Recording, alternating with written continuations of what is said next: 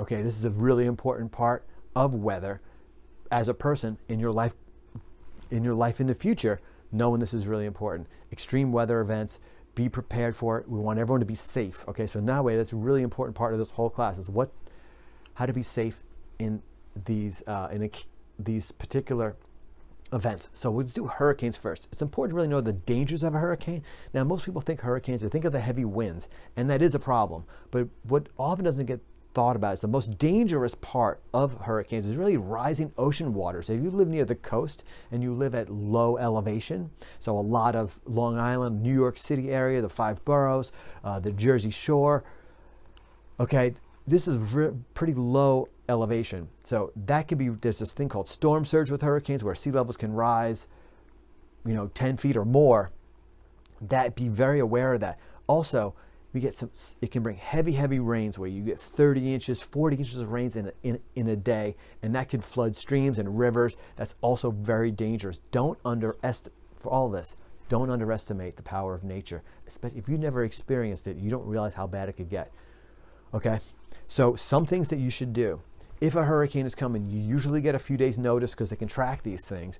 Evacuate to high ground. If you live at a low-lying area or near the shoreline or close to sea level, evacuate to high ground, especially if you're being told to do so. I can't stress that enough. Board up your windows.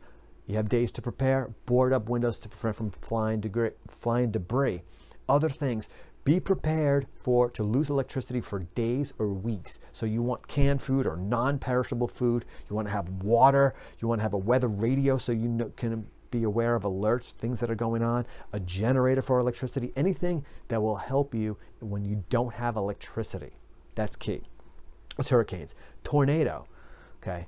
Tornado, the danger here is extreme winds. Tornadoes happen quickly. We don't have a lot of warning. They come and go quickly, but the winds can be up to 300 miles an hour and they could splinter a house, make a house into splinters. So the best thing to do in a tornado, what should you do? Best thing to do, go into a basement, okay? If you don't have a basement, an interior room of the house, put as many walls between you and the outside as possible, and you want to get out of a car. If you are in a car driving around and a tornado is coming toward you, you want to get out of that car, okay? Into a structure that has a basement, or even they say if it's coming toward you and you're in a car, you want to get out of the car and go down into like the drainage ditch on the side of the road where the water goes and lay down flat in the ditch. Sounds crazy, but you're safer there than in your car because tornadoes pick up cars and throw them through the air, really.